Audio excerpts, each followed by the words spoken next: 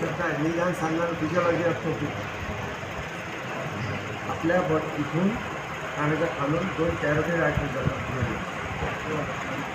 त्या blood supply करतात त्याच्यामध्ये ऑक्सिजन असतात, बाकी सगळं गोष्टी जात असतात. तर आपण तो तिथे दोन झालेल्या त्या ब्लॉक करतो. त्याने काय होतं, ब्लड जात नाही, ऑक्सिजन जात, ऑक्सिजन गेलं नाही 13 ते 14 सेकंदानंतर अनकॉन्शियस ब्रेन काम करत नाही. असं आपण सोडतो एवढ्या फोर्सने जातं, एकदम आंघोळ करायला कसं करतं बरं वाटतं त्याप्रमाणे सांगायचं.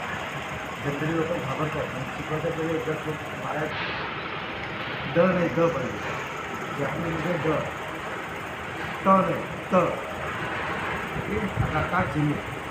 आता याच्यामध्ये 2 फक्त आहे, सिनियर